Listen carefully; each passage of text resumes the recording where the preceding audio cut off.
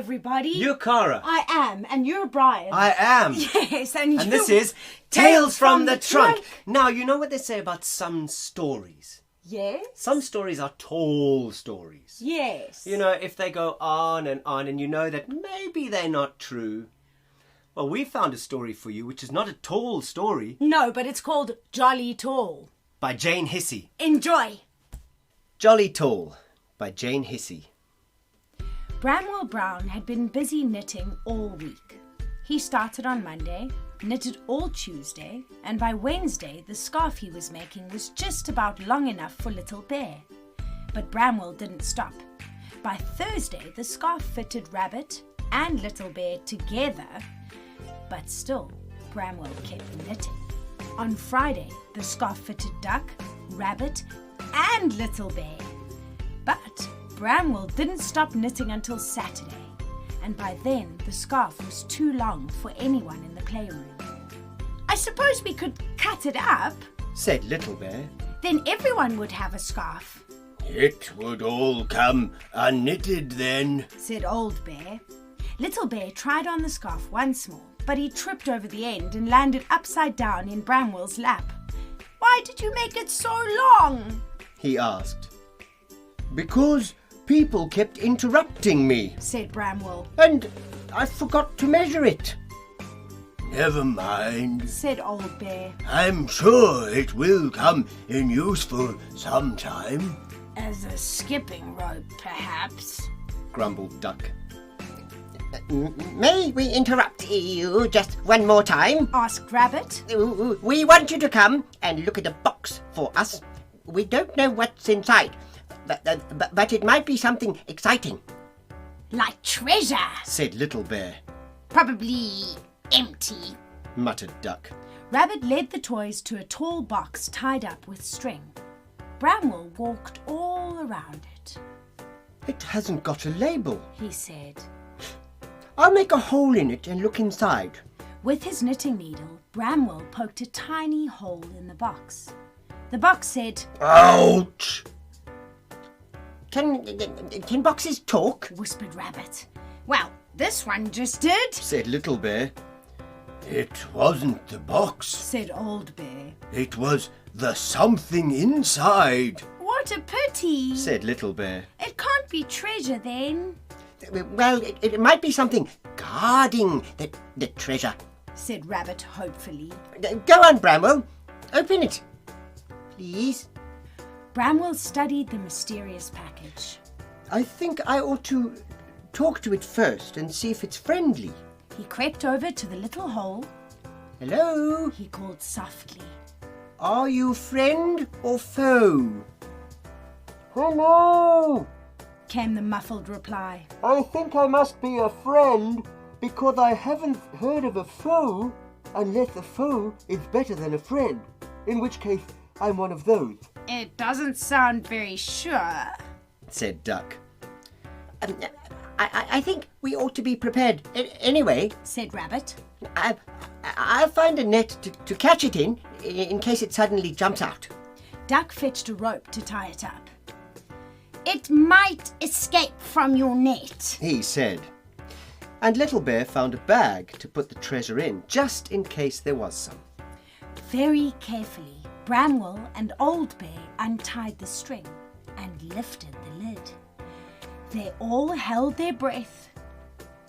2 little furry horns appeared first, then 2 large furry ears, and then a great big friendly furry face. Oh, that's better, said the something, smiling down at the toys. Hello, everyone. What have you got there? Rabbit and Duck quickly dropped the net and the rope, but Little Bear clung hopefully to his bag. Excuse me, he said. Are you standing on some treasure?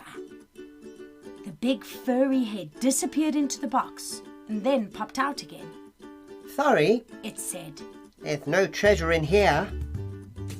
What are you standing on then? Asked Rabbit. Just the bottom of the box, it replied. Gosh, gasped Little Bear. you must be jolly tall, That's right. said their new friend. I'm Jolly Tall. That's my name. But you can call me Jolly if you like. Do you like my house? Well, actually, Said Little Bear. we thought it was just a box. It would look better with doors and windows. Jolly agreed, so the toys set to work. Little Bear cut out the windows and doors, Bramwell fetched some material for the curtains, and Rabbit fixed them in place with glue and pins. All the toys helped, and were very pleased when at last the box looked like a real house. Little Bear went in to tell Jolly that it was ready. You can come out now, He said. I'm afraid I can't. said Jolly. I'm too tall for the front door. You could jump out. Suggested Rabbit. Jolly jumped, but he couldn't get anywhere near high enough. Little Bear rushed out of the door very quickly. A jumping Jolly seemed more dangerous than a still one, Fetch the crane. said Old Bear. We'll lift you out. Will that mean going up? Asked Jolly nervously, Of course. said Old Bear. Up and over the top of the box. But I don't like heights. Said Jolly. My head seems to think it's high enough as it is. I know what to do. Said Little Bear. I'll put my paws over your eyes. Then you won't see how high you're going. Puffing and panting, the toys managed to lift the crane up onto a pile of books to make it taller than Jolly Tall. Little Bear tied the chain to a handkerchief around Jolly's middle, climbed up Jolly's neck, and leaned over to cover his eyes with his paws. We're ready! He shouted. And Bramwell began to turn the handle of the crane. Very slowly, Jolly began to rise out of the box, and soon the toys could see nearly all of his long neck. Feeling very excited, Bramwell wound the handle around faster and faster as more and more of Jolly appeared. We're up! Cried Little Bear, taking one paw off Jolly's eye to wave to the others. Then it happened. Jolly saw how high up he was and began to wave his legs about like a windmill. The box wobbled, Jolly wobbled, and both went crashing to the floor. Little Bear flew across the room and disappeared, but nobody noticed. They were too busy pulling Jolly out of his box. The toys helped Jolly up and onto his feet again. But where's Little Bear? They asked, anxiously peering into the battered box. I'm here! Came a little voice from across the room. I flew. There was Little Bear, clinging to the playroom curtain by the tips of his paws. Help! He shouted. I can't get down, Hang on. said Jolly, galloping to the rescue. I think I can get you down. You can slide down my neck. Little Bear could hang on no longer. He let go of the curtain, shot all the way down Jolly's neck and fell, plop, into the net that Bramwell held out for him. He enjoyed it so much that he wanted another go, but Old Bear said it was time for bed. Where's Jolly going to sleep? Asked Rabbit.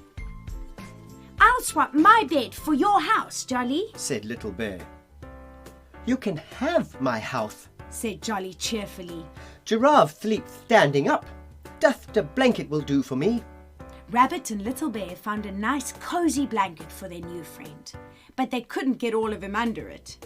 Your neck's going to get cold, Sighed Little Bear. Bramwell looked at Jolly with his neck sticking out of the blanket. Just a moment. He cried, rushing off. A few minutes later, he returned with a carefully wrapped parcel. It's a present for you, Jolly. He said. A welcome present. Jolly unwrapped the parcel. Inside was the very, very long red scarf. It's lovely, He said. It's the best welcome present ever. But how did you know I'd need it? We knew someone would, Said Bramwell, and he wound the extra long scarf round and round and round Jolly's long neck. We thought you were a box of treasure this morning, Said Rabbit. Or just an empty box, said Duck. but we're very glad you weren't. said Little Bear. A new friend is much more fun than a whole box full of treasure. Well, that was a jolly tall story. I love that story. So did I. We hope you did too. Have a lovely evening. See you next time. Bye-bye.